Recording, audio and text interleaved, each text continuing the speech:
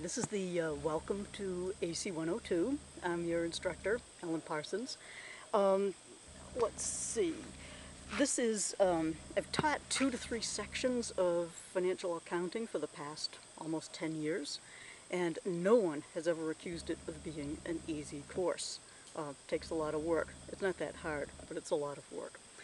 That said, the work you put into it is going to be worth it. Um, if you are going to be working, running your own business, these concepts will definitely be necessary for you to do that. If you're working for somebody else's business, maybe as a manager or marketing, you say, oh, what do I need accounting for?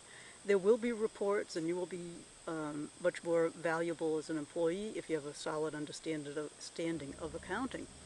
Um, Accounting is the language of business, and in order to work in business, you need to understand that language.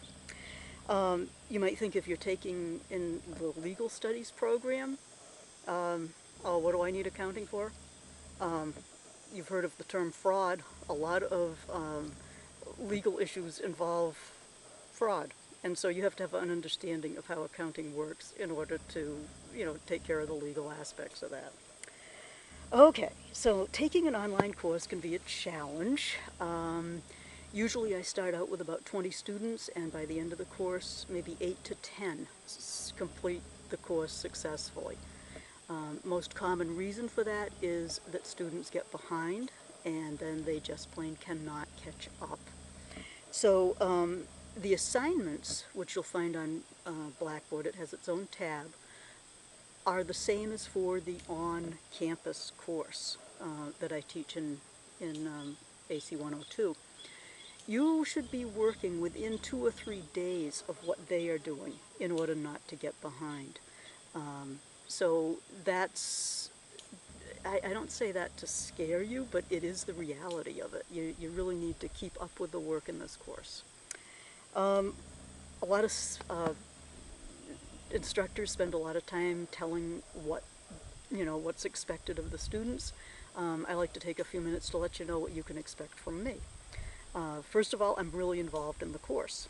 I am available by email, and that email is on the orientation, it's on announcements, it's on just about everything. That lparsons2@gmail account is the only email I check regularly. That is an email I have only for my students, just for you guys. So that is the way to contact me. Usually I'll get back to you. I check it before class in the morning, I check it between classes, check it after class. I check it regularly throughout the day up until about 9 at night. I get up early, so that's about it as far as checking the email goes.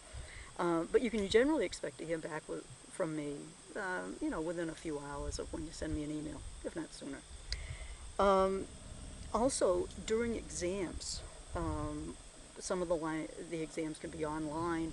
I will actually give out my cell phone number in case Blackboard shuts you out of the exam. You hit a wrong button and everything closes. Maybe you have to run out for an emergency. In those situations, you can call me, and I can reset exams for you, on the spot, so that if you have set aside that 3-hour period to do an exam, you're not, totally out of luck. That said, I'd rather not get phone calls at 3 in the morning. Okay, so let's be reasonable on this. It can be after 9 if you're working on an exam, but yeah. Let's see. I also put up announcements on Blackboard, usually, at least 2 to 3 times a week. Sort of helpful hints, what you need to be doing, things like that. I will post to the general discussion board. A lot of times students email me with questions, and I will post the answers to those questions on the general discussion board, figuring that if one student has that question, probably a few others do as well. When I am not around, such as right now, I'm up in Western Mass. There is no cell phone service here, there's no internet service. It is great. Occasionally a bear will walk across the yard. If that happens, you can, I may have to interrupt this. This morning it's just turkeys. Um, but when I am not around, going back to the not an internet or cell phone range, I let you know that ahead of time. I say, yeah, I'm going to be out of range. But these are the times I'll check in. I have to drive 4 miles to the center of the nearest town to get some reception. So I'll say, yeah, maybe I'll do that between 12 and 1 today, and I'll do it again between 5 and 6. So that's, I let you know that when that happens. It's not that often. And I don't plan to be up here when there's exams going on. Okay.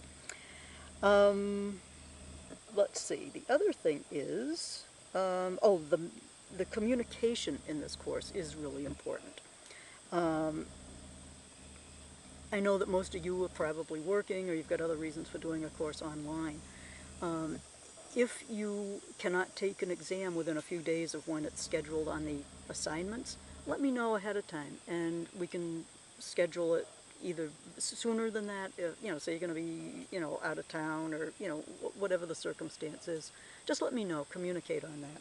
The other big thing to let me know about is the minute you don't understand something, let me know. There are so many resources available to help you out with stuff. I can email you, I can call you, you can come in for on-campus office hours if you feel like it.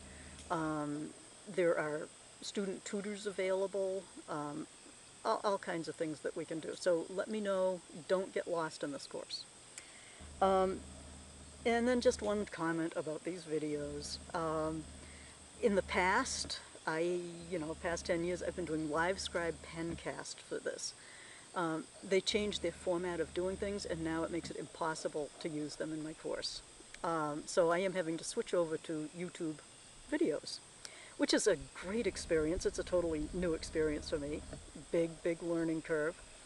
So if you find that, it's just too painful to watch, you can probably get a lot of the, basic course information on the professionally done videos that are on Wiley Plus. They personally put me to sleep, but that's okay. Some people love them. And so that's an option you have.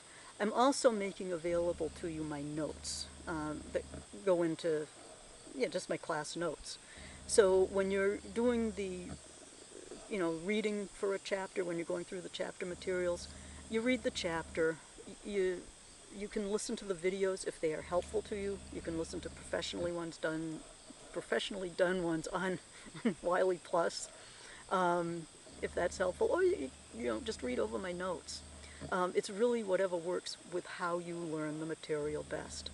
I'm hoping these will improve over time. At this point, I don't have time to edit them, because according to LiveScribe, I was all set for this semester, and I just found out that I'm definitely not. So anyway, that's I'll be making these as we go along, and I can actually, make more as need be, and I'm always interested in, suggestions. Okay, so that's it for the basic introduction to the course, and you need to work through the rest of the orientation and get back to me if you've got any questions.